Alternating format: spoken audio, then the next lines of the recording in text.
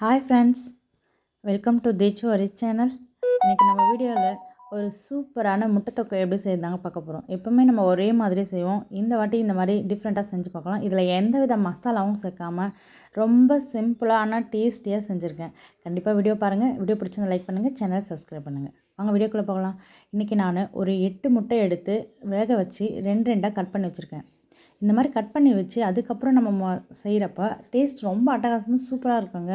நம்ம லஞ்ச் பாக்ஸுக்கு ரசம் சாம்பார் காரக்குழம்பு எல்லாத்துக்குமே மேபி நம்ம சப்பாத்தி கூட இது சூப்பராகவே சாப்பிட்லாம். அவ்வளோ டேஸ்ட்டாக இருக்கும். நம்ம எப்படி செய்யுதுன்னு பார்க்கலாம் வாங்க. நான் அதுக்கு ஒரு கடாயை வச்சுக்கிறேன். கடாயை காஞ்சதும் எண்ணெய் ஊற்றிக்கிறேன். ஒரு 3 டேபிள் ஸ்பூன் அளவுக்கு கடலெண்ணெய் சேர்த்துக்கிறேன். கடலெண்ணெய் காஞ்சதும் நான் கொஞ்சமாக கடுகு சேர்த்துக்கிறேன். கடுகு நல்லா பொரிஞ்ச பிறகு கொஞ்சமாக நான் கடுகு சேர்த்து தாளித்து முடித்த உடனே நான் ஒரு பெரிய வெங்காயம் எடுத்து சின்ன சின்னதாக நறுக்கி வச்சுருக்கேங்க. நான் அதையும் இதில் சேர்த்துக்கிறேன். வெங்காயம் சேர்த்து முடித்தோடனே கருவேப்பிலை கொஞ்சம் சேர்த்துக்கங்க. என்கிட்ட இல்லை, நான் சேர்க்கலை. நீங்கள் கருவேப்பிலை எடுத்து நல்லா க்ரஷ் பண்ணி சேர்த்துக்கோங்க. அதுக்கப்புறம் ஒரு பச்சை மிளகாய் எடுத்து 2ஆக கிள்ளி போட்டு அதையும் நான் இதில் சேர்த்துக்கிறேன். சேர்த்தோன்னே இதை கொஞ்சம் நல்லா வதக்கிடுங்க. ரொம்ப வதக்கணும்னு அவசியம் இல்லை, நல்லா கொஞ்சமாக வதங்கினா போதும். நல்லா வதக்கிடுங்க. அதுக்கப்புறம் இந்த டிஷ்ஷுக்கு நான் தக்காளி அதிகமாக சேர்த்துருக்கேன். ஒரு 2லேருந்து 3 தக்காளி இருக்கும். சின்ன தக்காளியாக இருந்தால் ஒரு 3 தக்காளி எடுத்துக்கோங்க. பெரிய தக்காளியாக இருந்தால் 2 தக்காளி நல்லா பழுத்த தக்காளியாக எடுத்துக்கோங்க. நல்லா பெரிய பெரிய சைஸாகவே கட் பண்ணி வச்சுக்கலாம். தக்காளியும் இப்போ நான் இதெல்லாம் சேர்த்துக்கிறேன். பாருங்கள், நான் பெருசாக நீளமாக தான் கட் பண்ணி வச்சுருக்கேன். இதை இப்படி செஞ்சு பார்த்து பாருங்கள், இப்படி ரொம்ப சூப்பராக இருக்கும். சேர்த்துறேன். இப்போது இந்த சேர்த்துட்டு நல்லா வதக்கிடுங்க.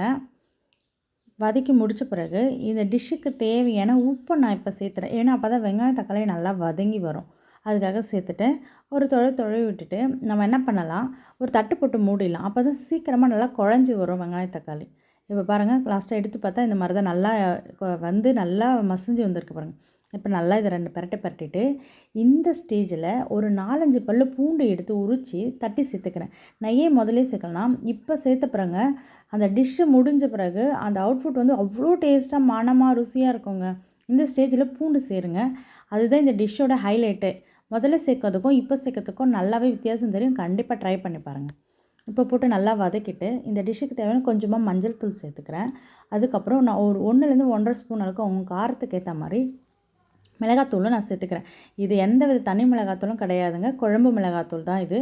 வேறு எந்த மசாலாவுமே நான் சேர்க்கல. ரொம்ப சிம்பிளாக ஆனால் டேஸ்டியாக இருக்கும். இப்போ இதை நான் சேர்த்துக்கிறேன். சேர்த்துட்டு இந்த எண்ணெயிலே கொஞ்சம் நல்லா வதக்கி விட்டுருங்க. இதுக்கப்புறம் இந்த எண்ணெய்லாம் இந்த வெங்காயத்தக்கெல்லாம் நல்லா வேகிறதுக்காக சும்மா ஒரு 1/4 டம்ளர் அளவுக்கு தான், இல்லை ஒரு 1/2 டம்ளர் அளவுக்கு நான் தண்ணி சேர்த்துக்கிறேன்.